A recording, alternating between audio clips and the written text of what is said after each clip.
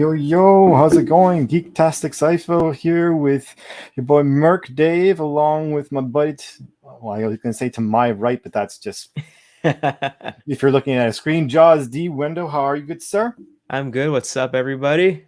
Oh, don't like, don't want to get, don't like enjoy, have not been enjoying. Sorry, I cannot speak. That's how it's kind of shitty. But the amount of RIPs we've been giving this year, but rather pay the respects at the beginning. For those who, many of which love the Pee Wee Herman as a show, the beloved actor Paul Rubens passed away this week due to cancer at 70. It's a bit of shame. Personally, I was always weirded out by Pee Wee. Like his laugh actually was not. The kids would be laughing about it. I'd be like, there was something always. I found it like creepy. I think it's also to a certain degree like it's the first dark things, like maybe darker comic for kids. That is, let's be real there, but like yeah. But know so many friends who loved his work, and as well, he's done more than just that. Also, Penguin's father in Batman, which I only realized, unfortunately. Oh, really? I never realized that as a kid, and I love that movie. But he doesn't look at all like himself in that. I find he also killed it or stole a little part in what was that movie with it was like a superhero movie, Mystery Men. Mystery Men. He was like the snot or like the smelly guy. There was a lot of disgustingness in his thing, but RIP to him. Best our condolences to him and his family. And then, unfortunately, although one dying of at least at an older age, going to live his life.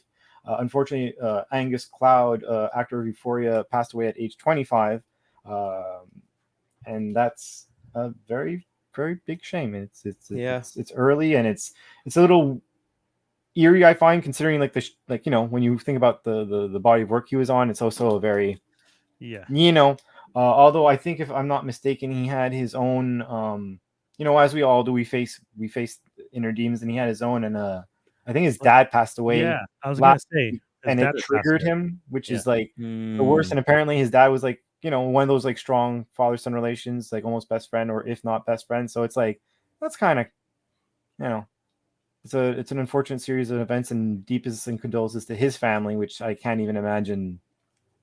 A lot of loss. Yeah, a lot of loss. Yeah, that's like I mean, I don't know their family structure, but that could be the entire male side of their nuclear family just wiped in a moment, right? So, deepest condolences there. Condolences. Sorry, I stumbled my word in. I was hoping to miss the sad part.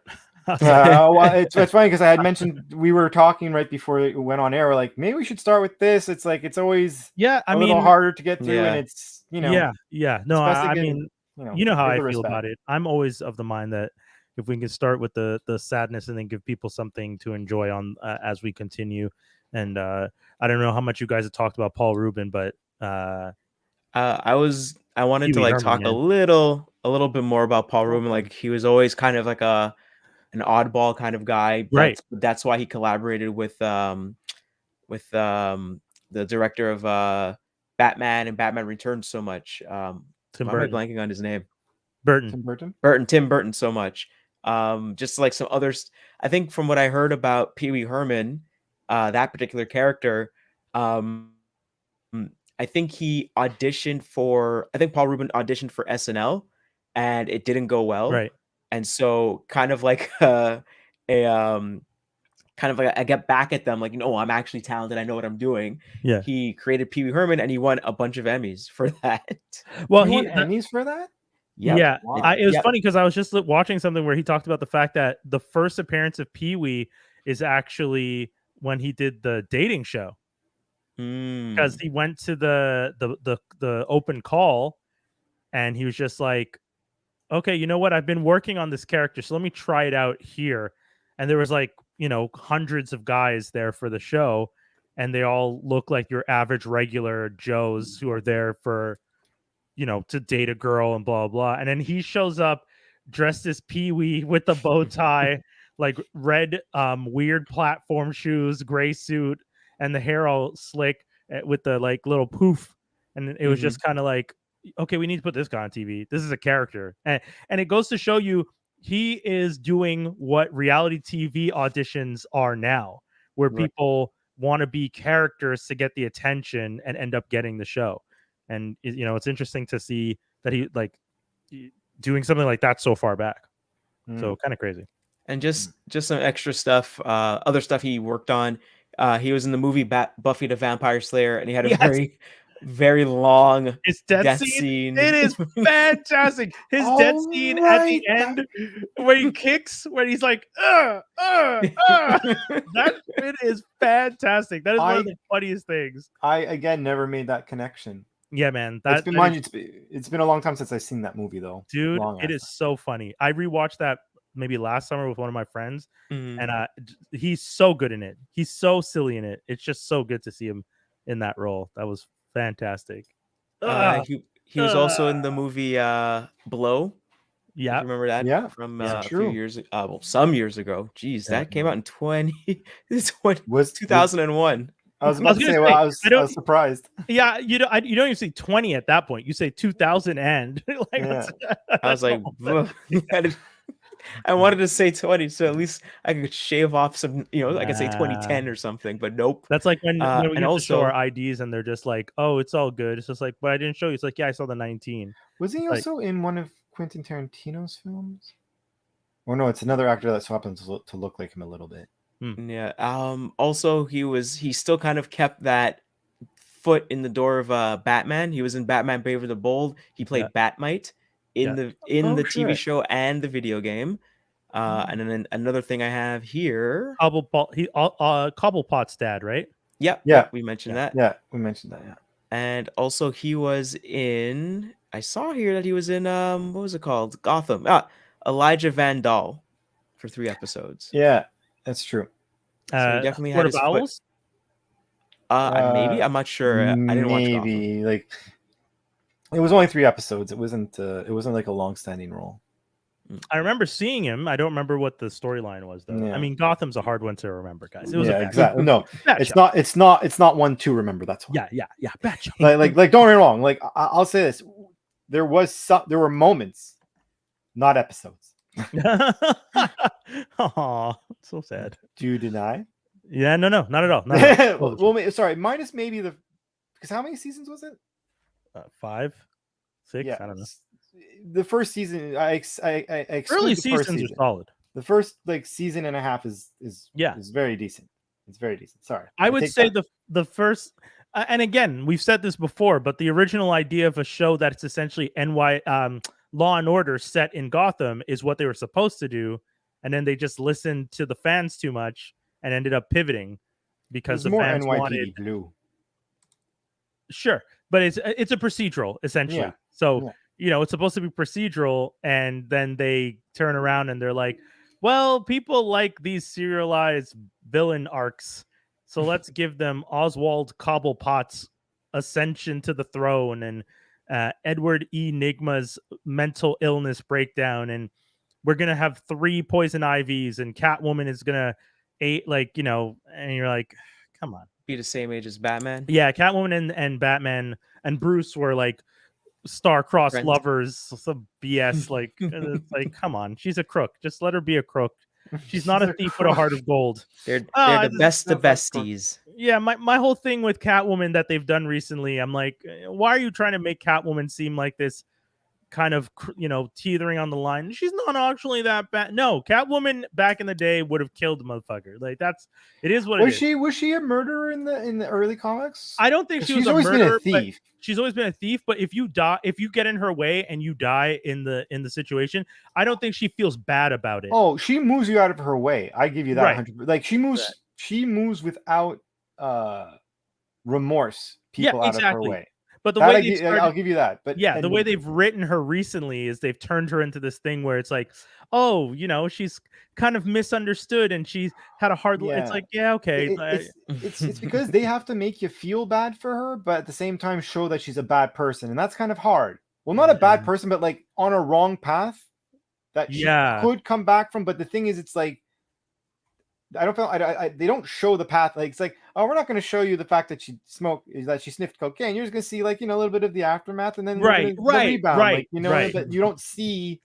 Like, I'm not saying like that was a metaphor, obviously. No, but I get it. Like, You don't see the drug use, but you know she's on drugs. Yeah, exactly. You know, it's like she's stealing from people. Those are things that belong. It's also because in more recent things, there's always like, I'm stealing this that's in a art display because yada yada stole it from the nation, so I'm gonna take it. As opposed to, no, I'm just stealing this person's shit because like they have like no security in their house, they're billionaires, and I'm gonna take this like $10 million watch and that he leaves on the mantle. Like similarly with Poison Ivy. Poison Ivy is being turned into an eco-terrorist, but they keep trying to, like, now that we're living in a world where, you know, things are pretty bad. Actually, things were always pretty bad. We were just ignoring them in the 80s and 90s, but things are really bad. And now her character, people are leaning more like, well, she might not be wrong, guys. Like, she's trying to kill these multi-billionaires who are just spilling oil. And it's just like, that's fair, but she's not fixing the problem at its root. You can't just kill the CEOs. Like, that doesn't fix the But I always put Poison. This is not Arrow.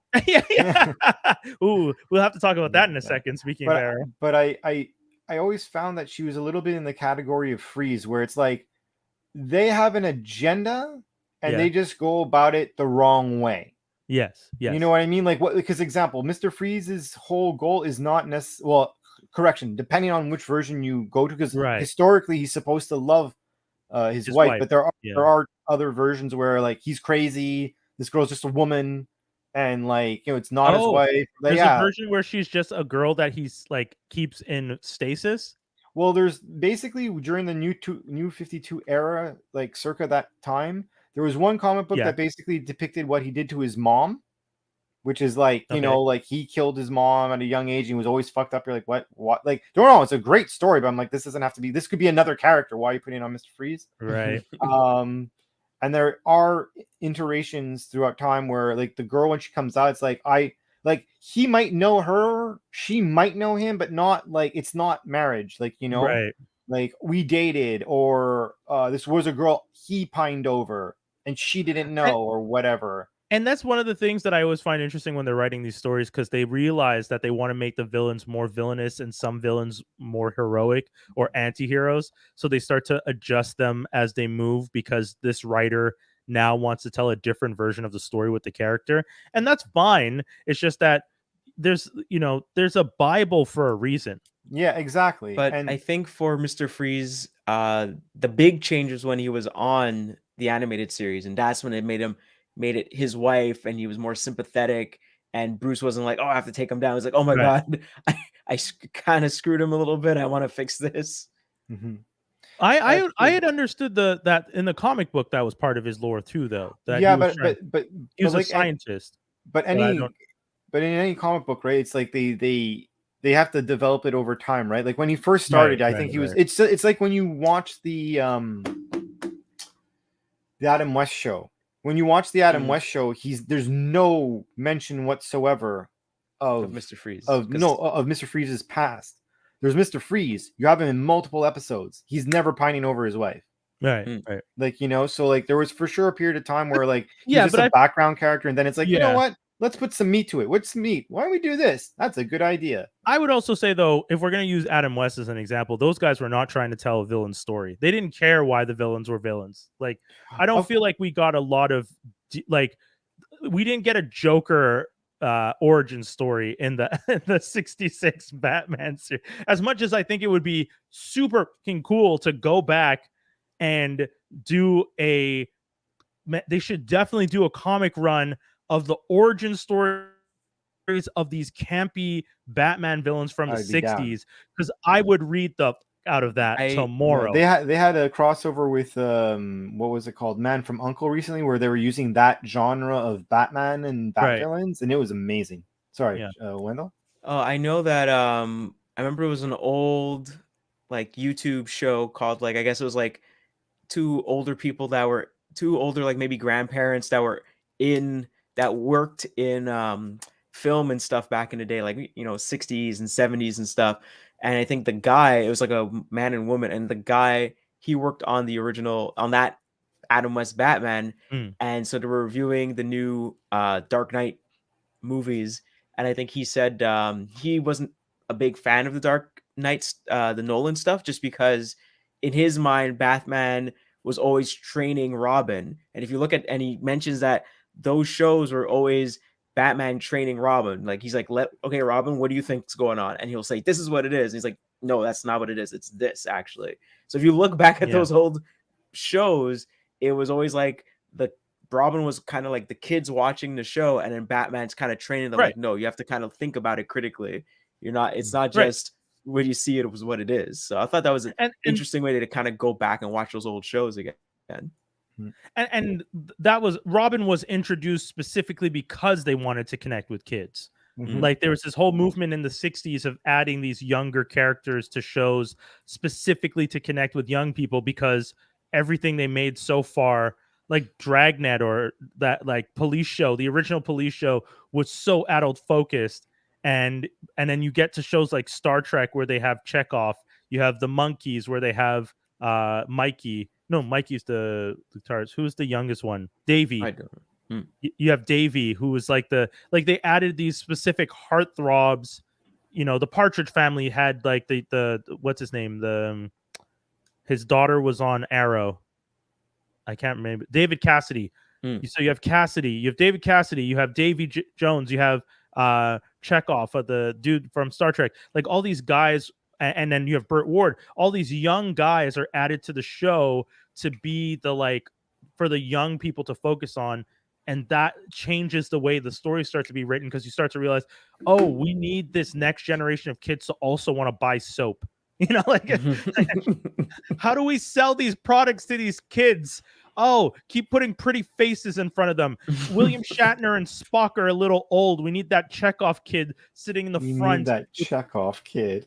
Hey, man, the reason he got the role is because he looked like Davey from the Monkees, full on. Like they were full on doing stuff like that. Because then if you look at the stuff right before you start getting color TV, as much as I love that original run of the show, The Avengers, which is that old British show, not the heroes we know, that show is kind of made for young people because it's like cool spy, and then you have a girl in a cat suit who's like Emma, I don't remember her name, but like you have this kind of storytelling that's like, okay, old men, this is you in a derby hat and with a cane looking cool, and then there's this hot kid looking cool and then there's this kitty cat in a cat suit, and she's going to be the cat's meow, and you're like, oh my god, who's writing this stuff? But then that show runs all the way into like they were doing episodes or like specials into the 70s when it started getting color, and you're like, what the fuck? Like, how did you guys make these TV shows? So TV is such a weird thing. And Batman as a character, he was originally a detective, and you needed kids to want to be detectives, so you put Robin there. And then eventually I think Robin, I remember, wasn't it was it Year One, or was it what was the Darwin Cook event? The one the Frontier, New Frontier. Yeah. So like you had Batman was all like dark and gritty, right? And he freaked the crap out of a kid, and then he kind of softened his edges, and you got Robin when you see him later on. But that's the whole point, right? What's up with the kid? I needed to soften my edges a little bit. Like when I go save kids, I don't want to freak them out. But original Batman in the 60s is dark and gritty. He's the knight. He instills fear into villains so that they don't even think. I mean, dude, the Batman, Matt Reeves is the Batman. When they do that intro and everyone is afraid of the dark just because they think Batman might be in the shadows, that's Batman. And what you got in the 60s where they did the running in the streets. Yeah, and then they had daytime in the streets. That's all I have to say. And then you had to change even the comic book to make him more like comical, and it's like his costume changed from black to like a light gray and a blue. You gave him a team, the Outlaws, with a whole bunch of kids that he's mentoring now and teenagers, and you're like, boy. Well, yeah, that's what was it? What was the line from the Batman animated series? They're superstitious, cowardly lot. yeah, exactly. Something, but they always get caught. But one of the things I do love about the Batman, or just iterations of Batman, when we ended up getting Bruce Timm's Batman, we got, I feel, a very good balance of a Batman who leans into the dark, isn't campy, but is still training a Robin. And I don't ever feel like they'd had to sacrifice Batman's kind of cold and stern demeanor to include a Robin in that story. They found a good balance, which brings us to the trailer. They dropped it 4K Ultra HD version of Batman Mask of the Phantasm. Dave, I feel like you have something to say because you've said more than once, if I'm not mistaken, on this podcast, that is your favorite Batman story. It is definitely, it is, I think, my most favorite animated story because, like, you know, Dark Knight is a strong movie. It's right. Like, you know, but if I were to argue what would be my favorite stories, those two would be up there. Because we tried ranking and I said we should include the animated, but you didn't want to, right? No, I don't want to because I find I don't find it's fair. I mean, it could be like, I don't see why not, but okay. Well, no, because there's different presentations of real life versus animated, right? So, sure, I'm strong of the belief of like. Yeah, when I was saying to rank, I was ranking which one is better, regardless of all those factors, which has the most enjoyment for you to watch. That was my original thing. That's why I said we should include them, because I know for a fact, if you ask me to rank the Spider-Man movies, I'm putting Into the Spider-Verse above many of the other Spider-Man movies. And that's an animated film, but I like that story more than I like the other movies. But then Venom, the Spider-Man 3, any day I would watch Into the Spider-Verse over that. But like, for example, but then it becomes like, where do you stop? Like, as an example, like Under the Red Hood, I'd watch over a lot of the other Batman movies. Sure, I think the way I would kind of rank them is, I would say theatrical release. Oh, and then this came out in theaters. I remember this came out. This did come out. This would be the only Batman that came out in theaters, unless you're going to include like Lego Batman. And I'm not. Wouldn't you include Killing Joke? Oh yeah, Lego would count. Lego Batman would count. Did Killing Joke go to theater? It did. I saw it in theaters. So. Oh, I did not know that. Theaters. Yeah, that's wild. I saw that movie in theaters. Well, I mean, then yes, but then that would be also really ranked low, so it's not like that would make it blemish. Sure, but yeah, Lego Batman, I would still count Lego Batman. It just ends up being low on the list. Yeah, exactly. But but in regards to the Mask of the Phantasm, awesome for anyone who prefers, or we all like HD and whatnot. But for some things, I prefer it staying how it was. Like, you know what I mean? Like, there's certain things that there's a style that, like, oh, interesting. Like on DVD, it's as close as you're gonna get how you got it on VHS, and like that's how you like, you know, like there's some you like the grain. Well, yeah, and I find some movies, like example, like I watched Pulp Fiction recently. Pulp Fiction is one of my favorite Quentin Tarantino films and whatnot. But like watching it like on, let's say, a VHS, even compared to a DVD, there's like a feel to it, right? Like I once got to go to the it's like vinyl, like it's like I went once to the I think it's the Dollar Cinema downtown, because they were airing it, and they were airing on like the old original reel type thing.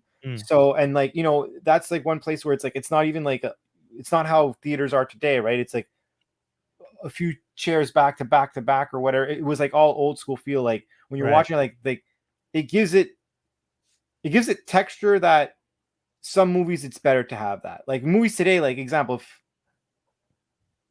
like Wreck-It Ralph was always 3D. It was always high def, right? Like I'm sorry, I can't think of like a good Iron Giant, because Iron Giant is also one I feel like is better. No, but I feel like what you're saying, like, you know, if you have a Pixar movie, the Pixar movies are made in, you know, animated in 3D worlds, you know, the later ones really well rendered, everything's smooth. You know, later ones you get more texture, but everything still looks really crisp.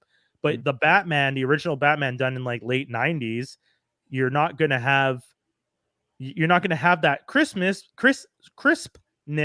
to it, because it was animated, and they weren't using computers to clean everything up, you know? Well, I would say it's a little bit different, only because this is an actual movie, so they kind of have a higher budget. So like if you look at wait, sorry, but you're saying this is an actual movie in comparison to what? Because we were talking about the Batman and we're talking about Pixar. This is an actual like theatrical movie compared to the TV show. So for example, if you look at Disney's Aladdin, so that was animated very nice. It's the aspect ratio, and they're expecting it to be shown on a big screen and everything.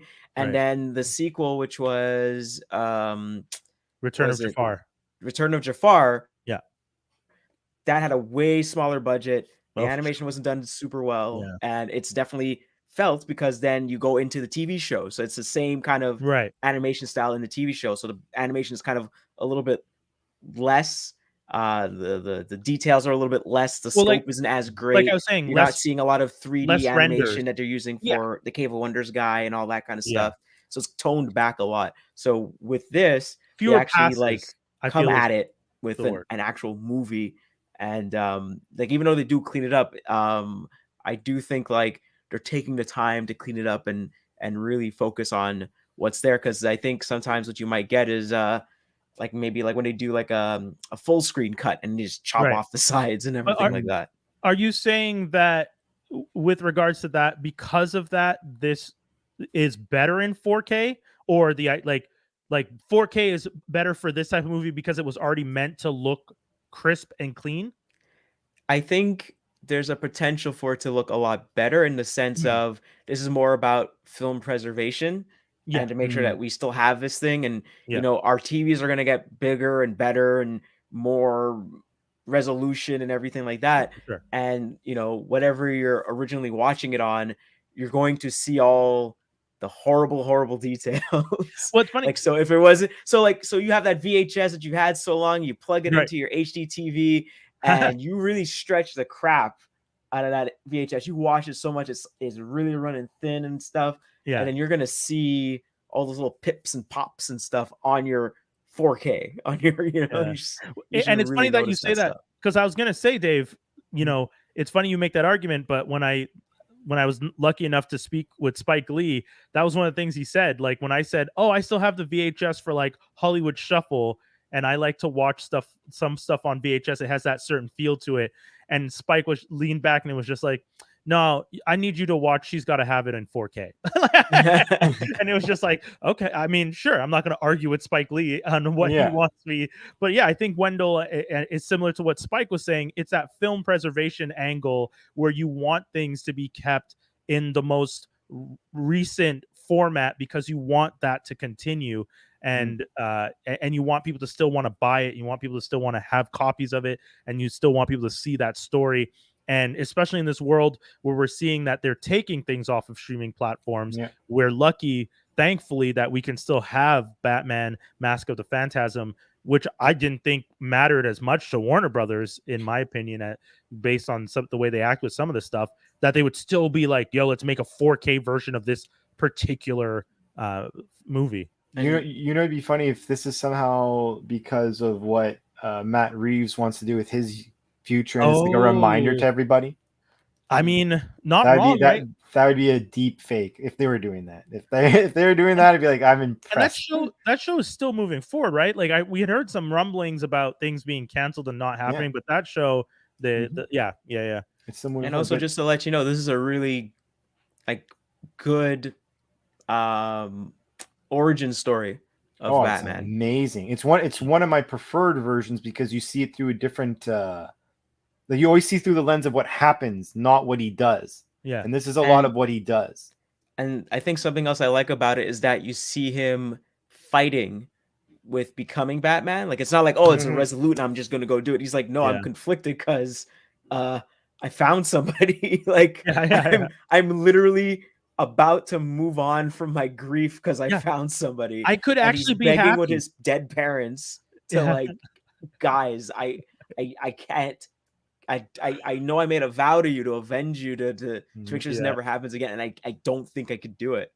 And then he actually starts saying stuff. I can just give more money to the cities, more money to the police, just let them deal with it. Yeah, and it's like the Mask of the Phantasm is the most insane sliding door story that we never got for Bruce Wayne, because it very much is, what would Gotham be if Bruce fell in love and actually took care of the city as a philanthropist, as opposed to a broken child who runs on rooftops beating the crap out of street thugs. What's cool about it though is that I perceive to have noticed, at least in Christopher Nolan's Batman Begins, I found that there were moments in that movie that was mimicking certain moments from Mask of the Phantasm. I can't speak today. Specifically of when he's going out and about, like not in a cape because he hasn't made the cape yet. Yeah. So you have like a few scenes where he does that, and like I'm like, when I was watching the Nolan movie, I'm like,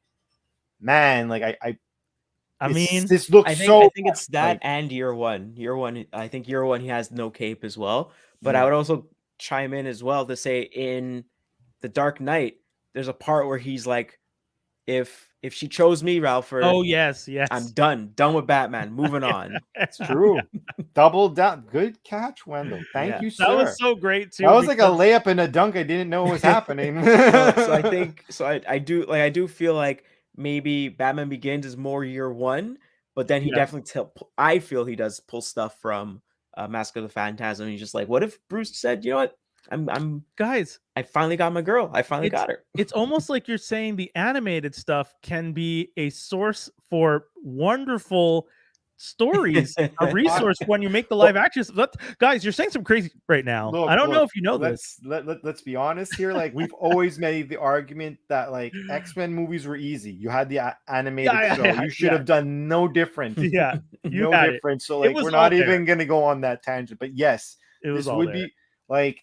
I really do think that, you know what, that character and that concept gets forgotten a lot, and I'm happy that they brought them back, because the only other clear reference that I've ever seen, I've seen one time in a comic book a reference of her, of like Phantasm? Of the Phantasm. I think one time in a comic book. Okay. It was like alternate universe, whatever future or something like it wasn't like a present day thing. And the only other time that I've ever seen her in anything was the last episode of Justice League Unlimited season 1 is it 1 or 2 season 1 or 2 or the last one? I could have been season 2 because I know it was like the last episode not Paul Dini, sorry, Bruce Timm was working on, so they did an epilogue.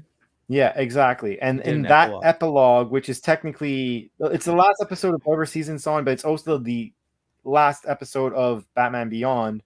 In that, you see her involvement, I believe. Yeah, so she was supposed to kill Terry McGinnis's dad, right? To kind of, but she didn't move on Terry to become Batman, but she can't do it because she's basically an assassin. What they're basically saying is like she's hired kind of an assassin. She leaves Gotham and maybe the rest of her life she's just an assassin. You see her like she takes off the helmet. She goes see Amanda Waller. She's like, I can't do it, and like she's older. If only. Andrea Beaumont, that's the name of the character. Hey man, it's all there. It's all there. Just do this. Just you're supposedly starting from scratch. Well, now we hear Wonder Woman 3. Gal Gadot's out here bragging about how they're gonna make her Wonder Woman 3 in a new. Anyways, but yeah. But just to wrap up, I remember back in the day, Roger Ebert did like a kind of semi-review of like, hey, let's see the two Batman movies are kind of out around the same time or around the same time it came out. And so he did Batman Mask of the Phantasm and Batman Forever, or was it Batman? No, I think it was Batman Forever, because I think when Batman and Robin came out, then Batman Sub-Zero came out. But anywho, I think he liked Batman Mask of the Phantasm more because he felt Gotham was darker. He felt it was like darker, and he felt like it kept that actual tone of what he felt Batman should be. And he felt Batman Forever was just more colorful, and just like, this is a bit weird. It's not like it's supposed to be a dark, like the name Gotham. It's supposed to be more gothic. That's Joel Schumacher at that point, right? Yeah. Joel Schumacher. Don't get me started on him. Well, you can't.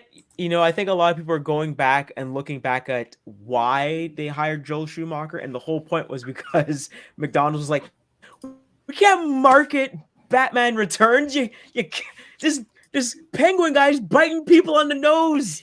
He just got killed. He's bleeding green blood. What is this movie? Fantastic. You can't market this to kids. What were you thinking? Sell that to children. I find it funny that we say we can't sell this to children, but we sell everything else to children. But yeah, like if I go back, there was a big backlash. Oh, I know. Was like a big thing. I know.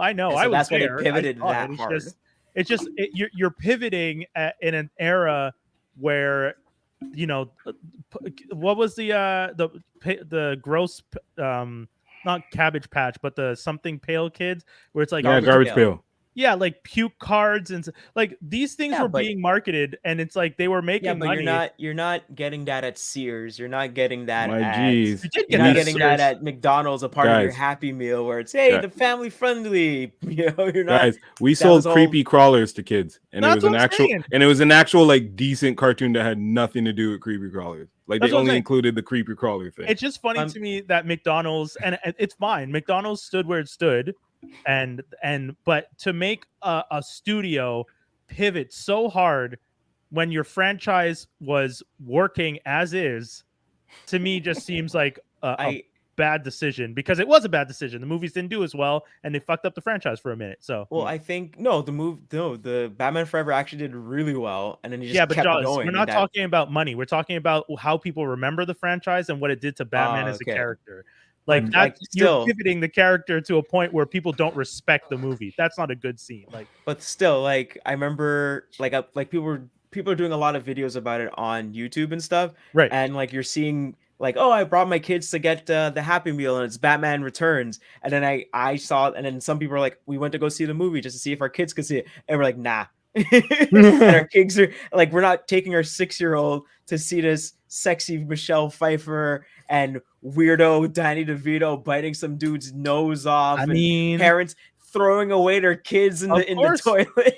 Hey, the Bible has stories of kids being thrown into water down the lake. Hey, we have that stuff all over the place.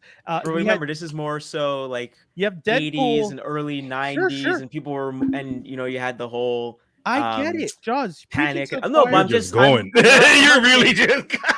Dude, no, I know. I'm just saying what happened and I know, why but we were all there. That's what I'm saying. We're all there. We all saw. I'm trying to remember if I saw that movie in the theater, and I didn't. I saw Batman. My dad gave me a bootleg VHS, and that's how I saw Batman. You probably didn't see it in the theater with Forever. You're talking about a Return. I'm talking about the first one. Oh, I'm talking about nobody saw that. I saw it in the theater. I didn't see it in the theater. That shit was 1989. Dave, you saw that in the theater? It was 89. I was like 4 I was freaked out in the 5. theater. I was starting pre-K or something. The only movie I saw in the theater was 89 was TMNT. And exactly. That's what I saw in the theater. That was the first movie. None of us saw Batman in theater. Like Dave, you saw. My cousin had the VHS. No, I saw Batman in theater. You saw when it originally came out.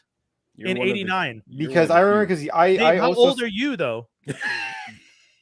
Now I'm 39. Damn. Son. Okay, so you were 5. Yeah. Do you feel like you actually saw a movie at 5?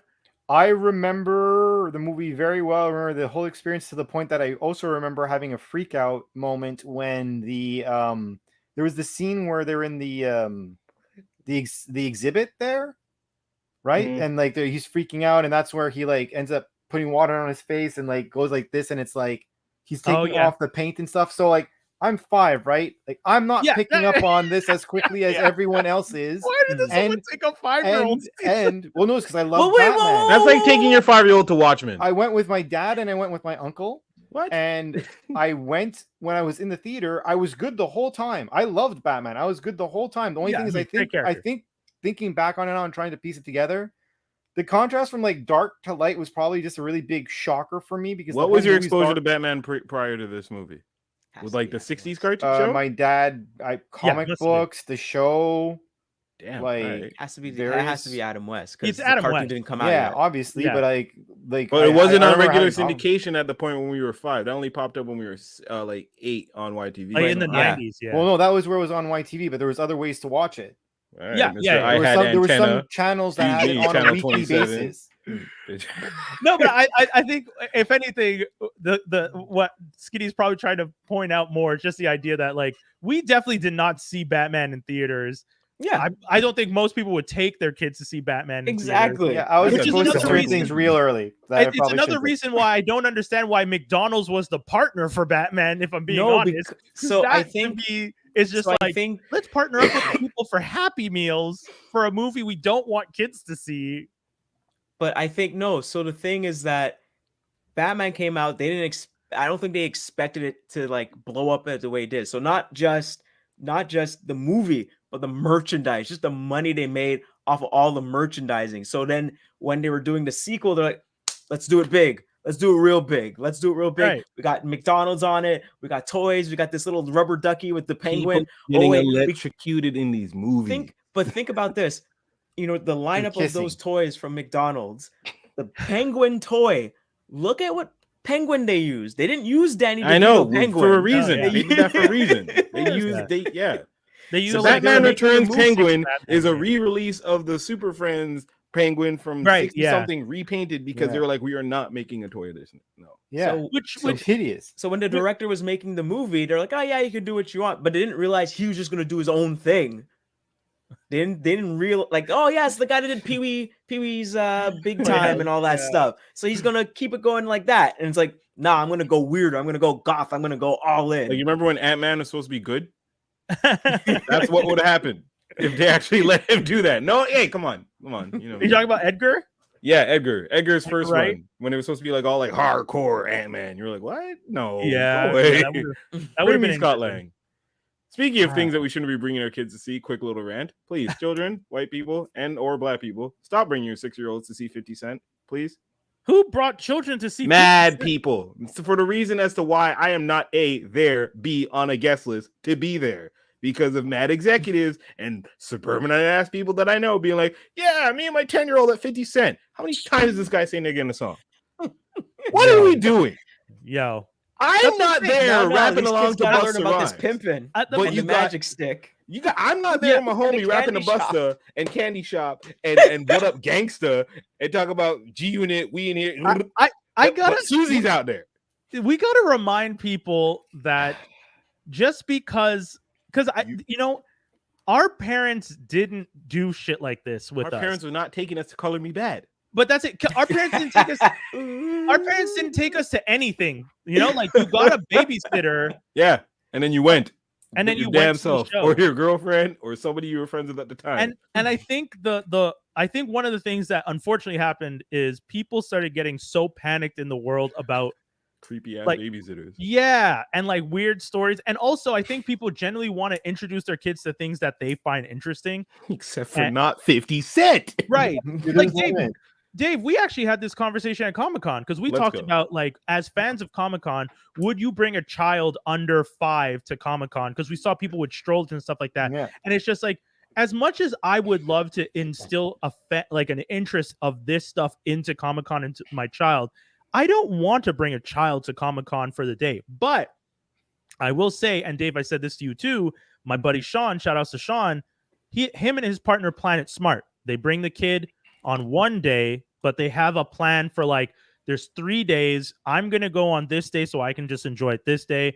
You want to do a picture with Christina and we're going to bring the kid. We'll do this and set that up that day. This is the day we bring the kid. We're going to come early. We're going to go see the stuff. We do the picture. We bounce out after the picture. And if Sean wants to go on the last day again, he can, because that's at his discretion. If he doesn't, partner's all good with that. Because she only wanted to go the one day for her picture and they brought the kid that day. The two of them with the kid. Fun adventure, fun day. The kid got to see everything. But this thing of pushing strollers around and dude, it seems, and I'm not saying don't bring your kids if you want to bring your kids, but it seems like a lot of hard work, and it's not something I would want to do. The strollers to keep, and no offense, the strollers to keep weirdo open mouth coughers the fuck away from you. Oh, fact. Oh yeah. You see, because your width of space goes from this to back. You know what I'm saying? Yeah. So your kid's the first line of defense. Yeah, man. Just the shield right on the kid. Why do you know? That's why he puts the little see-through thing. Yeah, exactly. Yeah, you put the roof over, and then you don't feel no type of way of like mixing someone's ankles if they're walking too slow because you got the sorry story. Move. I always find is. Go on, Dave. Sorry. No, so I was gonna say I think the more choresome would be the 3 to like 6, 3 to 5 range, because if you have a runner in Comic-Con, like that is like that. You're sounds not in shape. Horrible, dude. No, well, you just don't let them off. That's a leash. That or you give one of those leash things, and that I'm gonna say this like this leash means me, you, and it means us both. Exactly. To mean me all you want. I am not letting my kid run all over a convention hall. And I agree with that. Like I'm not saying I understand why there's the leash concept. I'm not saying I don't know. I'm not a parent. I haven't been one yet. but I don't know if I would ever do that. But like, I've had talked to one or two parents. I don't have kids.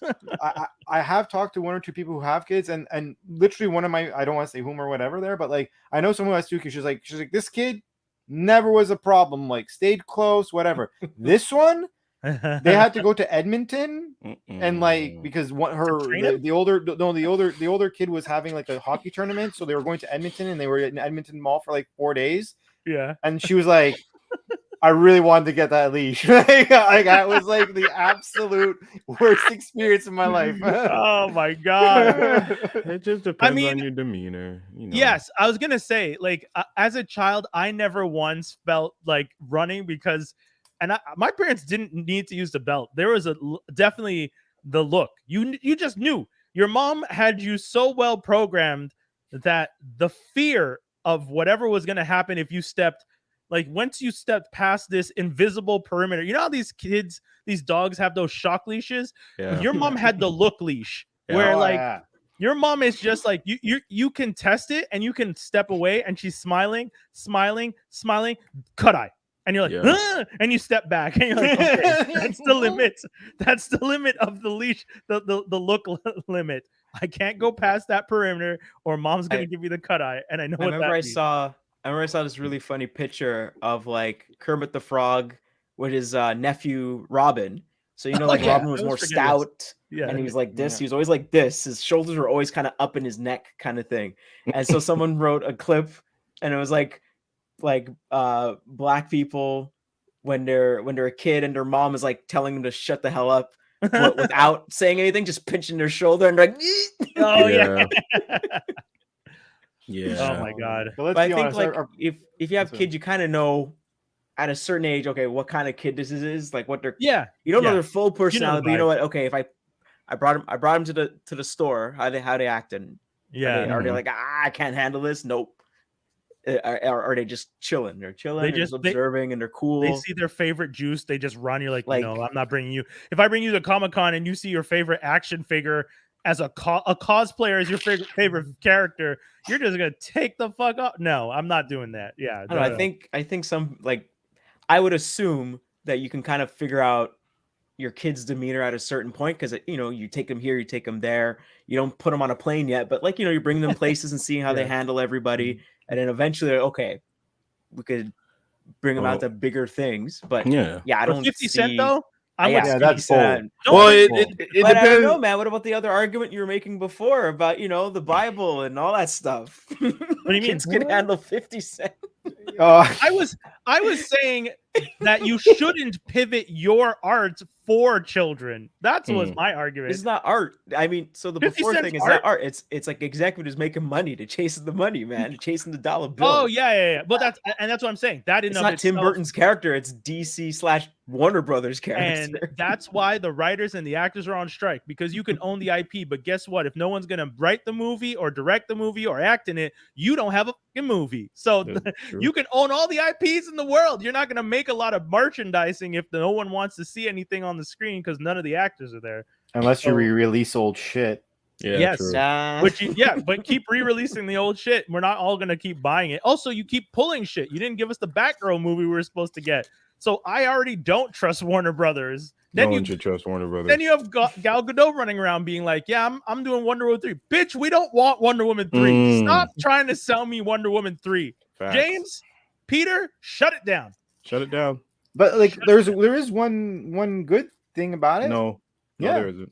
There's no possible way they can make it worse. Yes. Wow.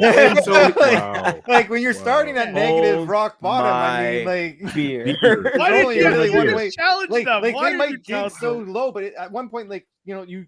Do you want a Booster Gold movie? Because you're just about to get one. Up, right? Like that's how it goes. I actually want Booster Gold. You just conjured up a Booster Gold, and who's that animal man who wears a terp thing around his waist? You're about to get him. Yeah, you're about to get an Animal Man movie. Actually has a really Brian, cool stop story. it, Brian. Stop it. I was gonna say there's a lot. You're the one. Like this is the same nigga that read Mr. Miracle. You and 3 other people. Thing in the dark, Mr. Miracle would be a fantastic character for. You're naming fire characters for movie franchises. Yeah. If you can do Iron Man, which again, I will always preface Iron Man as this man was an alcoholic, warmongering weapons salesman, and they turned him into a fan favorite. If you could do that with Iron Man, Tony Stark, I would love to see what you can do with Mr. Miracle, a suicidal young man who's been tortured by the life he's led. Give it to me. I will watch it. I'd watch that before I watch Wonder Woman 3. Has recoiled 5 of its fingers. Terrible. Yes. Sorry, 4 of its fingers. 4 of its fingers. There's only one left. Many. Let's go, Monkeys. I'm down. Give me it. Honestly, yes. Over one on. But I'll ask you this, guys. Skinny, real talk. Yeah. You wouldn't want either Animal Man, Miracle Man over Wonder Woman 3. You know me in DC. I want them to stop in general, but sure. Give me Mr. Miracle. That's all I'm saying. I'll take Mr. You said Miracle. Booster Gold. I'm sorry, I take Booster Gold. Nah, Booster Gold's a dickhead. I don't actually like Booster Gold. It's just I just said that because of the whole Blue Beetle thing. But I think Booster Gold. I think the idea of like some 2-bit janitor from the future coming back in the past and trying to be a superhero is like really janitor. It's so ridiculous. He's like, I want to be a superhero. I'm a loser here. Skinny. No. Check this out though. You do Blue Beetle right now with Jaime. Yeah. Then you give us the Booster Gold movie where he saves Ted Cord right before the death. They time travel, have their adventures. He drops him off when he dies, and that goes right back to the beginning of the Blue Beetle with Jaime. That'd be fucked up. How are you gonna drop the man's off when he dies? Oh yeah, dude. That's Brian. How are you gonna drop man's off? Pick up a microphone and drop it, Brian. If he doesn't die, the whole world explodes or some nonsense like that. Booster's gonna go back and be like, "Hey man, like I want to give you your last hurrah before something happens." What do you mean, Bruce? Hey, Bruce, you never told me what's gonna happen. Yeah. No, I think he knows. Doesn't he? Doesn't Ted know? Like, isn't Ted the one who's always like, "You have to take me back"? I always understood Ted's the one that tells Booster. That'd be cool. Yeah. Hey, Boost, you never told me why we went on this adventure. What are you bringing me back to? Yeah. Nigga, you gonna die. You gonna die. Like, what? Fuck that shit. Oh, Mark P wrote, this is pretty funny. You're gonna end up with a Kite Man movie. Oh my god! No! Shame on you, Mark. That's the line I do not condone. Hey, Kite Man was a fantastic character in Harley. Kite Man, no. You want to keep him versus Firefly versus show? Sure, I am not watching that. That is as stupid. Calendar Man versus Egghead. Bring back Egghead. Justice for Egghead. Calendar Man would be a hard movie because he could serial kill based on that. Would be good, but it would have to be like Halloween. Like, yes, but they'd have to. Yeah, if that, you know what? Listen, if they did that as a second movie for Mr. the Batman, I was just gonna say, Skinny. When you said that, I was just like, I am not mad at Calendar Man as a serial killer in the second Batman. Because Calendar Man was fine. Like Calendar Man was fun in Arkham City. Right. Yeah. Going back to his dumb ass every month and being like, "What you got for me now, Calendar Man?" And then when he's finally gone, you're like, "The fuck you go?" Yeah, you have to like set your clock to a certain time on your PlayStation 3. It was like because it was actually the quotes were actually associated with the date on your PS or your console.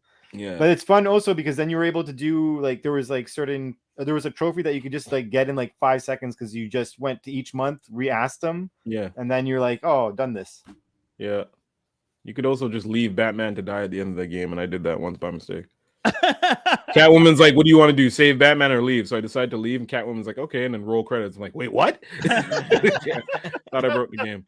Nope. Yes. That's what I love about those guys. It's like I think when they in the first game when you had like the dream sequence and it was all weird and Joker was driving Batman to Arkham and everything. Yeah, that was stupid. A lot of people thought their game broke. Yeah, I for sure thought my game broke. It says a letter J. I'm pressing my buttons. There's no letter J on my controller. What's going on? What's gonna happen now because you said all that, guys? Standalone movie, King Tut. Hey, no. If you know what, Maximus, whatever his name is. I'll say this: if you can do for King Tut what Mattel has done here with Barbie, oh wow, Segi, you might have some very interesting storytelling. Because I never thought you could write a Barbie movie, one, the way they wrote it, two, to be this funny. Wait, hold on. Before we get into all this, can we bring that the episode where I said, and I quote, that Barbie movie is going to do some shit? Yeah, literally said that. Yeah, we would have to find. I didn't realize you said that. But I said this Barbie movie is gonna friggin' turn shit up. I literally said that because you're not gonna put out a Barbie movie and it's gonna be stupid. There's gonna be some sort of real smart, like make the people think type shit. Number one movie in the country type shit. Yeah, here it is. $162 million opening. It was tracking to do 150. Oppenheimer, that was tracking to do 40 to 50 million. How much waves did it catch off Barbie? Yeah, of course. They doubled off of the Barbenheimer thing, bringing 82.5. 6% of the people that went to see Oppenheimer were people who couldn't get into Barbie. Yo, really? That's the counter, yes, counter programming. Wow. Can you imagine? I go to the movie theater and I'm supposed to see a 2-hour movie. I can't get into it, so I say, fine, I'll see a 3-hour movie instead. No, sir. That is not how I plan my nights. You're not getting me into a 3-hour theater. That was crazy. 6% did it. Y'all really went to go see Margot Robbie. It was good, though. It was pretty good. I did go see Margot Robbie. Basically, that's what it was. You really went to go see Margot Robbie. 100%. One of the best scenes in the movie is something where they're saying, like, Barbie is saying, "I'm not beautiful," and then the narrator says, "Maybe don't cast Margot Robbie if you're gonna have have Barbie say something like this," and it's like, that's fantastic. They call each other out. They call a lot of societal things out, which is really cool. Knew they would, because it was great. It was like, honestly, and one thing, because I don't know who you went with, Brian, but like, obviously I never played with Barbies, obviously. Of course you did. What are you talking about? I never did. We all did. Well, okay, like, what are you talking My Ninja Turtles beat the shit out of Ken. Yeah, I was gonna say, I don't have Barbies. Why would I have Barbies? I don't have a sister. Did you not have any friends who had Barbies? Not really. Like, I had some friends that were girls. Yeah, you don't have and I don't have a sister. You didn't have play dates with girls. Exactly. Okay, I have a younger sister. Skinny. Yeah, exactly. So as someone who, like, I literally never really, like, you know, sure, was I once at a friend's house who was a girl who made me play with Barbies once? Sure, whatever. But I don't remember any of that. But 14, I was with my partner and her friend, who obviously were huge Barbie enthusiasts, and there were so many references they were getting that I was like, oh, this movie's making it so much better for you. But at the same time, as someone who wasn't, like, in that at all, I'm like, this is actually a pretty funny movie in general. That's what I liked about it. But one thing I'll say, and I'll ask this to who is it? Just you who's seen the movie, Brian, or did you guys see the movie too? I think I'm seeing it next week. Okay. But go ahead. I'm just gonna ask one thing. Did you find that Ken looked like evil the whole time, like a disgruntled henchman? Yeah. The whole fucking movie, like there was not one moment that he didn't like, that he hated every moment of his life. So I think, definitely based on how the movie ends, I think what they were trying to show us with Ken is that Ken understood himself only through his relationship with Barbie, and because Barbie was so indifferent to Ken, he was just constantly like, not like, he wasn't annoyed, but he was longing. He was constantly in a mode of longing for her attention, for her approval, for just to like, and like the peacocking of Ken throughout the movie is so intense that you're just like, so it kind of gave me this sense of, and I know it's bad, but it gave me this sense of like a neckbeard who is like really into a girl and is like dying for the girl to just notice them. And the girl is nice to them. The girl is nice, respectful, doesn't treat you poorly, doesn't make you feel bad about yourself. You know, but also don't give a fuck about. But just doesn't give a. And she says so too. You are a human being in the world with me. That is as far as I care about you, and that's. And the neckbeard is like, and that's. It felt like Ken was that. Ken was just like, or like OG simp. OG Simp. That's a great rap name. Good night. Yeah, that might have to be the title. So, Ken the OG Simp. OG Simp. I'm pretty sure like Ken the OG T-Pain has like wrote that down. He's like, I'm gonna use that because he always says, "I buy you a drink." Is the OG Simp song that he wrote. Buy you a drink. Let me just read this real quick off of June 16th, 2022. Watch that Barbie movie become the wildest social commentary movie of the flick of the century. Facts. drops mic. I mean, and Greta wrote and directed with her partner Noah a fantastic film. Kate McKinnon is great. I every time someone's asked me like, how did you like it? I'm like, Kate McKinnon is easily one of the best parts of the movie. Issa Rae pops on the screen. Issa Rae out there looking gorgeous, just stunning. Dude, and as toy collectors, can I just say, no, I'm not saying like I'm excited to collect. I'm saying as a toy collector, to see a toy in a Barbie land world do the thing the toy did that you played with. So when the ambulance shows up and they park it on the beach and the back of the ambulance opens up into a medical bay, they did that. And that's why it's like, dude. I feel like when I watch this movie, all the toy commercials I used to watch as a kid, like after school and all that, the Barbie stuff, whatever. Okay, it's good. Well, just all that unlocks in the back of your head. All that unlocks. You'll see when you guys see like a perfect example is like when they display clothing in you'll know what I'm talking about. Like you see that. You'll see. Yeah. It's a constant joke throughout the whole movie or whatever. But you're like, I was watching this, I'm like, for sure the girls in this theater think, oh my god, I got that one and I had that, like, because everything is something that has been worn or made for Barbie, right? Brian, sorry, that's it. We should hit up Jones and see this movie with that person. OG Barbie head that we both know, who far away these days. But yeah, remember Jenna Jones, who was like stupid into Barbie? I didn't know that. I knew she was into like pink and stuff. I just didn't realize she collects like legacy Barbie figs. Actually, like that's the type of person, like the only person I knew collected Barbie like that, to the point where I want to be like, how do you feel about everybody jumping on your swag now? Well, that would be that. Yeah, hell, hit her up. I would love to talk to her about just the movie itself, because Barbie enthusiasts getting like bombarded by everybody now wearing pink and being like Barbie, and you're like, no, you weren't on the metro when people were like seeing each other and they're like, hi Barbie. I thought that I admit though, that was driving me nuts in the film.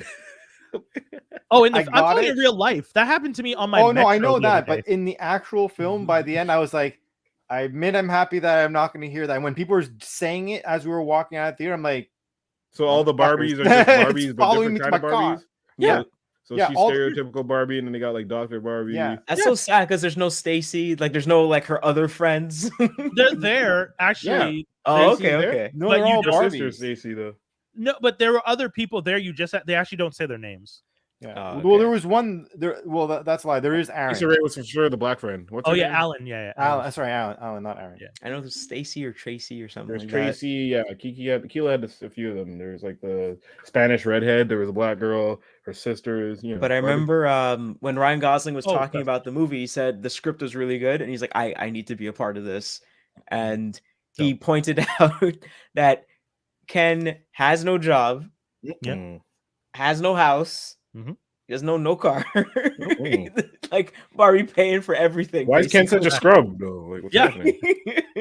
He's just an accessory. That's all he really is. He's just an accessory. And it's funny because I think when he was saying yes to the script, because he has daughters, right? I think he walked outside and he saw one of their Kens face down in the mud. And he sent that picture. Oh, and there was a lemon slice next to eaten lemon slice next to him, just like he's trash. Yeah, he's just trash, and he like sends her the picture. He's like, "I will be your Ken." Yeah, I mean, I thought it was great. I thought the movie was funny. I thought the commentary was great. The only thing I didn't like was the ending. There's one thing specifically in the ending that I was just like, oh, I would not have done this, but sure. Like the last joke, you mean? Well, the last thing that happens to a specific character at the yes, sorry, you're right. Yes, the last joke. But the thing that leads to the last joke, that whole ramp up to that, I didn't think that was great, but ultimately fantastic and fun film to watch. The commentary on the world we live in was so good, and shout outs to Sylvester Stallone's cameo. Funny. Not. I mean, I won't say anything. Bring it. So do funny. It all. I knew the 80s were like that, but I forgot. Like I was there. and I forgot how 80s the 80s were. Like in this movie, when you get the nod to the 80s, you're like, oh yeah, that's how 80s the 80s were. And that's fantastic. Oh man, okay, I gotta watch this movie then. So funny. Point. It was a good movie. As someone was up. I did do Barbenheimer. I didn't do them all in one, but I saw one on Friday and one on Tuesday. Oppenheimer, 3-hour movie, very good story.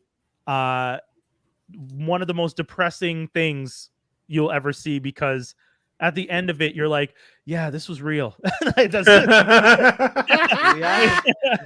not a fiction. At the end, when you walk out of that theater, you're like, oh God, we did that shit. We did all of that. We are horrible beings. Don't you say we? There's no we. Humanity. Nope. We don't get to that say. That guy did it. We don't get to say did that shit. I was not born. Yeah. Well, good sir. You couldn't spend $2 billion and it somehow not affect the economy of every country in the world. So that still had nothing to do with it. We all put money, and this is $2 billion in World War II. So you know how much $2 billion is back then? You spent $1 trillion. It's basically all the world's money. It was, yes. Like when they said in the movie billion and they kept saying billion, I was like, did they make a mistake? Like I'm like, who's saying billion this much? Someone who's never heard that word before. They're like, what do you mean a billion? What is this billion you speak of? Yeah. How many is that? How many zeros? I remember when I was the first time I started hearing people being billionaires as in maybe around 11, 12, 13 was the first time I started hearing the word billionaire. And I was just like, what the fuck's a billionaire? Like, I was like, I couldn't even comprehend that. So you didn't have the passes you didn't have the fat boy sing to you from square one on how much a billion is. No, man, I divorced the fat boys once they started collaborating with Freddy Krueger. All right, once I saw them do that shit, I was like, get out of his house. I'm never listening to you again. How are you gonna have $1,000 million? Like, how? What does that even mean? Like, they spent $2,000 million. Like, listen, I would literally just buy shit with my app open and just watch and be like, what would this do? What would this do?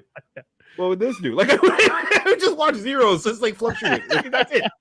The fuck? Is it gonna go down now?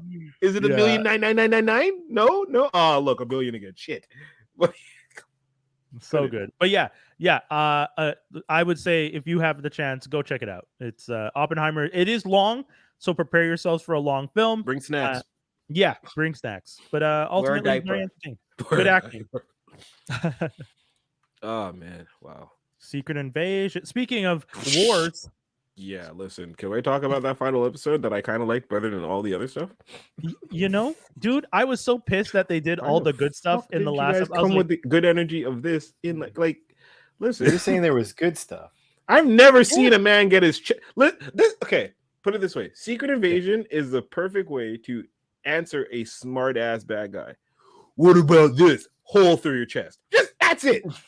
That's all you got to do. Someone talks shit to you in the MCU, you just bore a hole through their chest, and that's it. All these guys are just like, no, I'm gonna let you down easy. No, I'm not gonna kill you, villain of the week. See our girl Gaia? She was just like, nah, like we're doing this. That's how I reviewed the show. It was good. Yeah. No, it wasn't good. No. Well, that episode was old. I didn't want to. Last episode was good. I didn't need a series of Old Man Fury. Thank you very much. I didn't need this. The whole Old Man Fury thing and being tired. Like, I'm sorry. That was annoying. And one thing, this is like a pet peeve of it.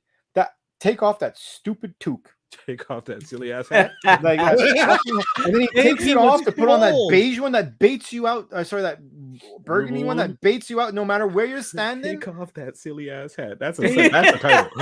That's the title.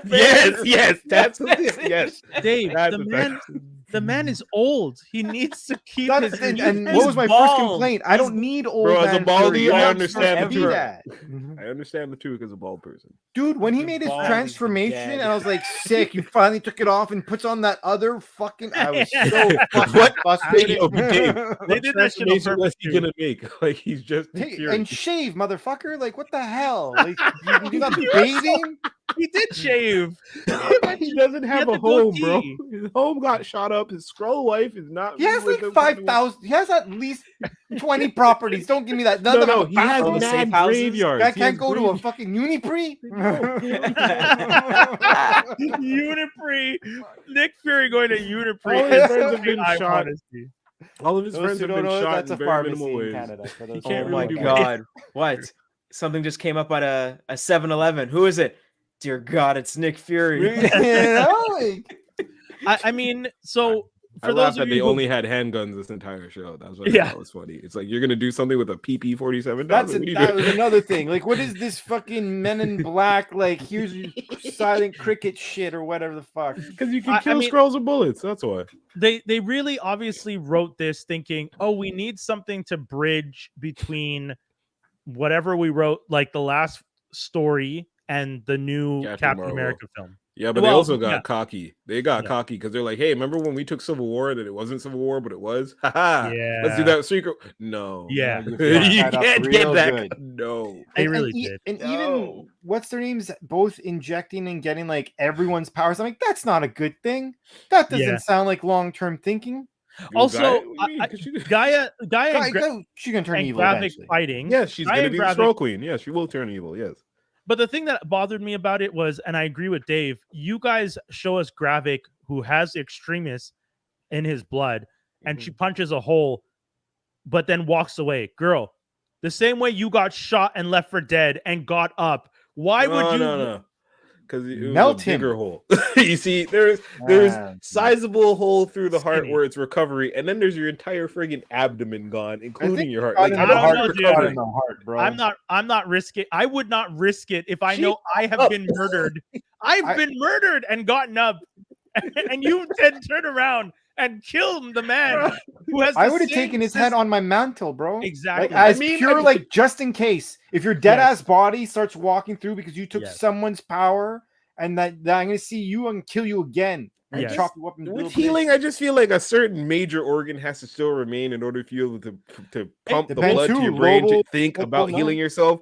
So if she was to punch upward enough and all this is gone, that's your heart. You ain't got no. You're just kind of like in shock, isn't it? But isn't it? Shock is shock.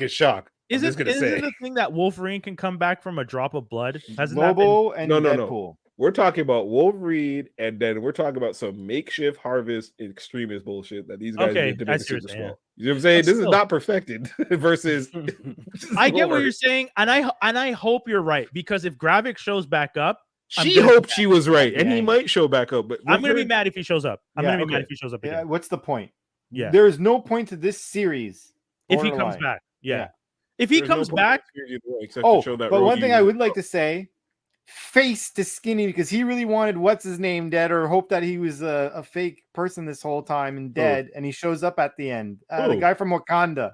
Fuck yeah. The white agent is alive. He's Everett Ross. Because he was so adamant the first time we watched it. He's like, I'm so happy. He's been evil this whole time. He's never gonna come back. He was could have been evil this whole time because we don't know if we ever met the real Everett. When I saw that, I started laughing my ass off, and my partner's like, "What's going on?" I'm like, for the Everett Ross being alive, cool, but that means that Maria Hill's the only one that really died. Yes. That's disrespectful. That is disrespectful. That is a disrespect. She probably wanted out. She's like, look, guys, like you're not using me. I can't keep this up. I'm gonna go and make How I Met Your Mother again. Like, she did actually. How I Met Your Father. She had a cameo, but dumbass. Anyways, so I'm gonna go and do this. That's showing good.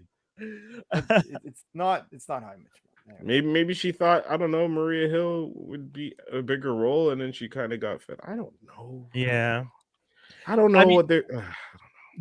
What is it? Brave New World Order? No, New World Order was the old title. Yeah, and now it's Brave New World. New World or something. Really? Like yeah, they changed it from New World. Captain America: New World Order was the old title. Yeah, I guess they don't want to get the uppities who are ready to. Yeah, we don't want those all rights to get all. Okay, sorry, Dave. Go ahead before I ask my question. No, it's where do you go from here? Like with this type of stuff. Okay, like perfect. I was just gonna say, Secret Invasion has come to an end. We now have Gaia, who is as strong as Captain Marvel.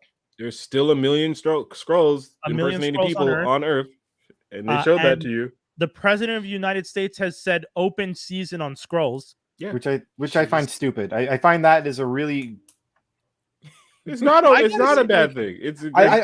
I wouldn't want to trap myself in having to write around that because Skrulls are everywhere. That's a hard thing to say. And even at that, even in storytelling, Nick Fury's telling the president there are good ones, there are bad ones. Yeah. There are, so now you're just killing them all. That doesn't.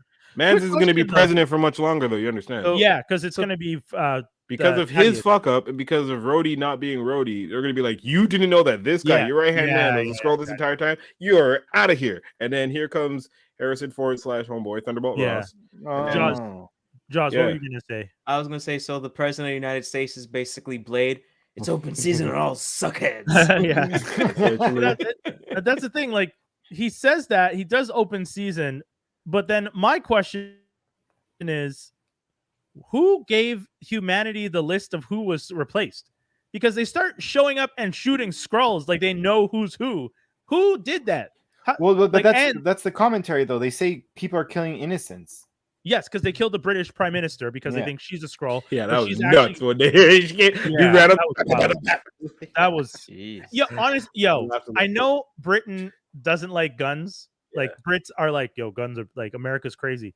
But I gotta say, in a world where you have no security and Mans walks up and just shoots the prime minister on live TV, y'all need better security. No, not shoots. Dude unloaded a clip and like flexed. You're right.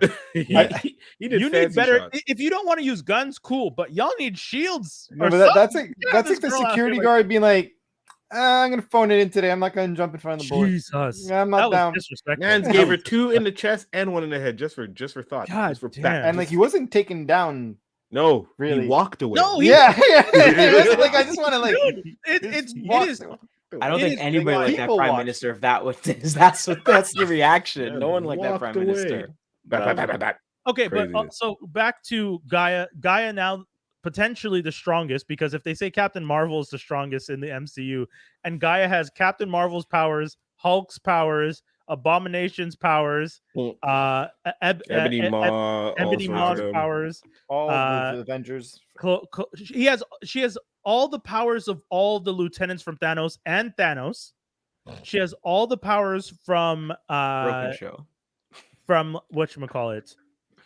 She has not Doctor Strange, because she essentially has anyone whose power is based in their DNA. So Drax, Captain America. Captain useless because 8 of those people that they took are like strong people.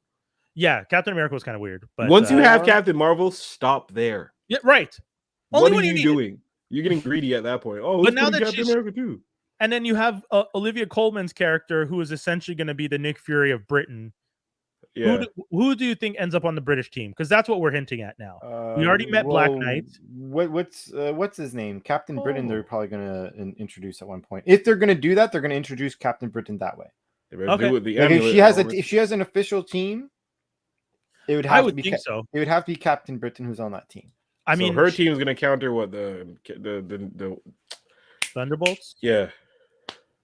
I don't know. I don't see this. Are the Thunderbolts going to be the Dark Avengers? Are the Dark Avengers going to happen? And the Thunderbolts are going to take them? Like what? I feel like the Thunderbolts are going to be leaning in the Dark Avengers story, because the Dark Avengers story is the story right after Secret Invasion, and if they're following the same order, that is what happens next. Norman Osborn kills the Queen, takes over, turns S.H.I.E.L.D. into Hammer, and then he starts his Dark Avengers team. In this case, you're going to have Valentina is going to be working with I don't know who, but Valentina is going to start a Thunderbolt team. And that's how they could bring back S.H.I.E.L.D. because, like, in this universe, if that were to happen, right? Wait, is S.H.I.E.L.D. still? S.H.I.E.L.D.'s been dead. Yeah, S.H.I.E.L.D.'s still gone, right? So that's a way to like bring it back without having to like backtrack on your shit. But then at that point, then you bring it back with what Steve Rogers leading, because Fury ain't doing shit. Well, no, you start it with Norman Osborn, who's like, we got rid of S.H.I.E.L.D. S.H.I.E.L.D. was a bad idea. Here is Hammer. And then I think it's going to be Valentina. It's not going to be Norman Osborn. Oh, you don't think so? No, they ain't going to bring Norman. They're not going to bring Norman Osborn. Wasn't he the one who made it though? Or was it her? In the comic book. In the comics, yeah, but we don't have a Norman Osborn in 616. And I'm sorry, but my man's too old. Like, I like him, but will him to chill out. Like, no, he can't. No more. Yeah, no more. I love Willem Dafoe. I'm surprised that run he did was that good. You can leave it there. Yes, I love leave it there. We got the purple hoodie. Leave it there. That was good. Yeah, right. Leave on a high note. He definitely don't come back. Yeah. That's I don't know. I don't know, man. I hear them talking about Spider-Man 4, and I'm just like, shut up. Just stop reaching for straws. Just leave it alone. No. You idiots. They're gonna do it though. I know, of course they're gonna do it, but just don't. Just please don't. Well, I mean, only they could tell a good story, but like, how are you going to tell a good story? Like, you'd have to do an official Sinister Six, or you'd have to do like a pretty deep. Mind you, though, that could be a good idea to do a serious, deep story with Spider-Man against like a villain, but do it like example. It'd have to be like a deep with either the Lizard, Venom. You can bring back. I wouldn't do Dr. Octopus in the sense like what's his name did a perfect job, but wanted to do it. No, I'm talking about like doing his universes. Like the next Spider-Man movie would have to, if they were going to continue to do many, like you may as well do individual movies about the next Sinister Six that you're really going to do. Build a real foundation of him versus these characters, and then make a Sinister Six. I don't think we need a Sinister Six. I got it in No Way Home.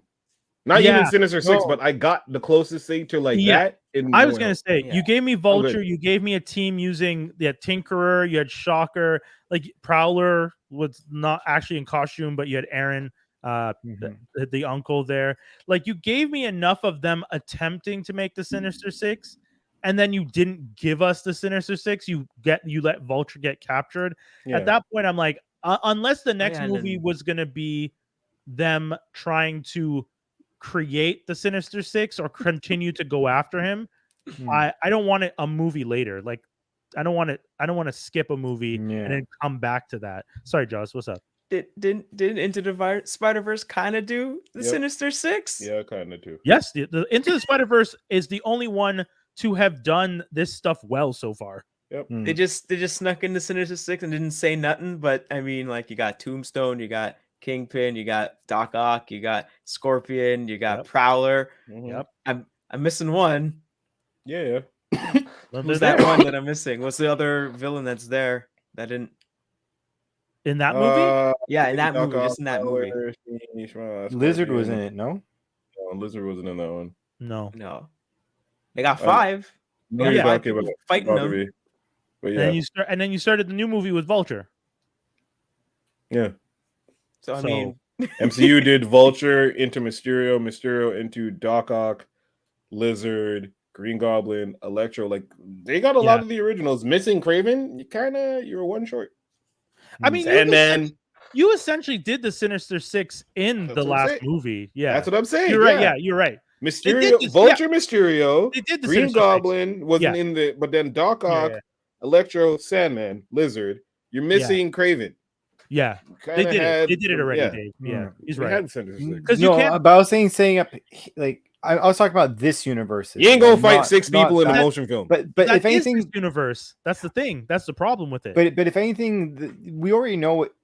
Correction. If they do 4, I have a sneaking suspicion we all know should know what it is. It's going to be him getting the Venom costume and them doing Venom, because that was the last thing that happened, right? So like, if you're going to do it. If you're gonna do it, but you better like. But I'm talking Spider-Man 4 with Toby that they're teasing. Oh, that's what they're teasing now. They're talking about one with Toby. They're not talking. They're even talking about Tom Holland. Oh, I don't even want. I want that even less. I don't even know. No, I don't need old. I don't need old man. Because Sony wants to make money without having to deal with Disney bullshit. Not you. But go with Garfield then. Why would you go back to Toby? At least go Garfield. Yeah, because Garfield you could do more. Yeah, I don't know, because maybe I don't know. Hey, Sony broke his back. He can't do much. Yeah, that's true too, right? He does have actual back problems, right? Tobey Maguire. He broke his back when he was making Seabiscuit. Oh, really? Shoot, yeah. That's why he kind of chilled out. Mm-hmm. And he also established that his Spider-Man has back problems in the last movie. So it's like, don't do the old Spider-Man. Guys, stop. Leave it alone. Stop, Sony, stop. Keep making the animated films. First of all, go back to the AMPTP, get your homies to sign the damn papers, then get back to making my Beyond the Spider-Verse, because the fact that all that shit Sony pushed their entire docket pisses me off. Because we're not getting what they got to do. The I feel like can we touch the news then? Touch I already want, because studios seek to reopen talks with the WGA on this Friday. So this Friday is going to be August 4th. Friday, August 4th, the WGA and the AMPTP are going to sit down and they're going to start talking again. These are the writers, and the studios are going to start trying to work out a deal again to get things moving. The SAG-AFTRA, the actors, their representative has said he has not heard anything from the AMPTP, and he's also saying like, yo, if you're gonna holler at them, holler at us. Let's get this done together. Like, let's try and do it ASAP, as opposed to reaching out to them, because it's still gonna be pitting people against people, right? Like, if they give the writers a certain amount of stuff and a certain amount of money goes out, then when it comes to negotiate for the actors, it's gonna be like, sorry, we signed this deal, we don't have it anymore in the budget. Like, y'all cost too much. It's like, no, just work it out so that everyone gets a little piece. I saw that thing about all the heads losing like 10% of their salaries. Can't they just do that? All the heads of the studios? Yeah, man. Just government. I mean, it just be like snip, snip, snip here. Dude, honestly, I've been that's not sharing enough where the government or somebody scheme. can't just go. You know what I'm saying? You can't tax bajillions of dollars. Make. I mean, so don't make so much money. Yeah. Also, when some people are just like, oh, part of their deals doesn't include is not just salary, it's like stock bonuses options and stock options. Guess what, motherfucker? We're talking about the cash. Like, yeah, I'm not talking about that cash. I'm not saying you can keep your stock. Yeah, let them round down that quadrillion you have and just give me the change, dog. What are you talking Thank you. Like, everyone who keeps going like, well, guys, some of it's stock options. Fine, but I'm talking about the cash. If you make 1,010,000, cut the 10,000, dog. Or make 900,000. It's not that hard. Just do like something. They need to calm down. And it's not for like ever, just for 1 year. 1 year. 1 year. Just try it. Just try and keep your boat. You get to keep your boat, Bob. Just 1 year. And you're fine. I thought the boat was already paid for. It probably is, but you know, Bob needs one for the staff of the boat. Keep it not to mention, mention, the marina. listen, these niggas don't pay for nothing anyways. These are the same people why I can't go see the damn concert, because they're on the guest list. So yo, cut the black some money, man. Yeah. Sheesh, cut the check. Y'all need to stop giving free things to the rich and famous. Why are we doing that? Yeah, that doesn't make any sense. Why? I never got that. I mean, it's because the rich because I mean, we can go back as far as the 80s. Lifestyle of the rich and famous was like this like aspiring thing. Like, look at all this wealth. Look at it was MTV Cribs before MTV Cribs. But you didn't see the people that owned the place. They just showed you the place. Right. That was it. But that's the thing. If you're showing me this house and you're just like, this person has this Cartier, blah, blah, blah, blah, blah, blah, then everyone's just like, oh, I want that. So Cartier is like, oh, let's give these homies these free things so that when people see, it's essentially advertisement when you give it to the rich. I get it, but it's still a nasty play because they can afford it. Agreed. Bro, you could give one to me and I will stunt on my friends and they will buy one. What are you talking Somebody about? I actually know is there. Yeah. Listen, Hasbro sent me that Hulk right there. And they told me, keep your mouth shut and don't say nothing. You know what I did? I kept my mouth shut. And guess who bought a bunch of them Hulks? Niggas. So why the fuck? Why the fuck don't we just give? Oh my god! Yeah, oh shit! That's so good. Trudeau. Speaking of Trudeau, no. Oh yeah. Crazy. Across the Spider-Verse officially dropping on Tuesday, August 8th.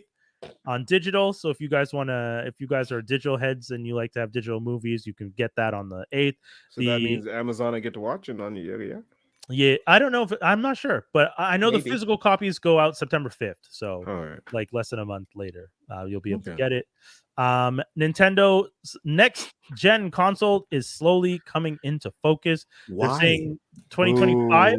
But they keep saying this over and over again. I remember before they're like, "Oh, the Switch 2's coming," and then it's like, "Switch 2's coming." How about no? Because just make the Switch better. Yeah, the Switch is fine as it is, to be honest. It's getting long in the tooth.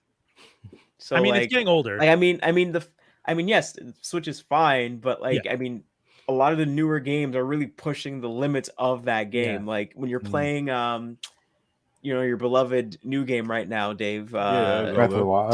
Tears of the Kingdom. Yeah. Like there's parts of it where it's like the game cannot handle all the craziness that's going on. No one told Nintendo to make their new system with low ass specs. Like, how are you giving me a compact Presario computer when we got Dells out here with quantum chips and stuff? It doesn't make any sense that you're gonna send me Presario. Hey, if you know, you know. God. That was my first computer, so I can say that. The strays, everyone is catching strays. Hasbro wants old Transformer game to return, but Activision lost them. They lost the fight. But actually, that's not true. So there's an update on that, and then someone from Activision like, we didn't lose nothing. We have the code. What the hell are you saying? Like literally put them on blast on Twitter. Like, no, we have the code. That's why I give it to you. So yeah. It's just a back and forth because Hasbro has the rights to Transformers. Activision has to pay for the rights for Transformers. Right. Then if they bring it back, are they going to redo the game? Are they going to reopen the old servers? They got to bring back the old servers. So it's all this other stuff that has to kind of be talked about. But I think kind of Hasbro just kind of shoved it over to Activision's court just to be like, oh, we want to bring it back for the fans. We have all these toys coming out that are reflective of that game that came out a few years ago for the last 2 gens ago. And yeah, it's really on our mind. But, it's Activision has it. And, when companies eat other companies, they lose things in the shuffle, and Activision's like, we didn't lose nothing. What the hell? Hasbro's saving face, man, because they're out here claim us. That's Hasbro's out here canceling lines and putting them on hiatus and not telling people officially. It's kind of fun. They just pause Power Rangers. Like they're just like, nah. Oh really? Yeah. The whole Lightning Collection line they just put on pause. And after this season, that's supposed to be the season that was supposed to be coming in September, there's no more Power Rangers. Oh shit! They have no plans of going back to Sentai and using Sentai footage. So after Cosmic Fury that's coming out, that is the last show that's going to use Sentai footage after like 30 years. Whoa! So they decide, and then they switched factories for the Lightning Collection. So they decided, unofficially, we're just going to put this whole collection on hiatus. I've been making a killing because people are like all the figs is dried up. Amazon, you can't find old figs; they're just gone. Whoa! Wow! Yeah, interesting. So that's crazy. It's Hasbro's out here struggling and not trying to tell people they're struggling. I think the only last 2 I would want to get is a King Sphinx and a good what's his name? Goldar. Find that King Sphinx and Goldar because I'm telling you, they're not reissuing. So if it's going, it's going. Yeah. And then lastly, we talked about him last week, or was it last week or 2 weeks ago?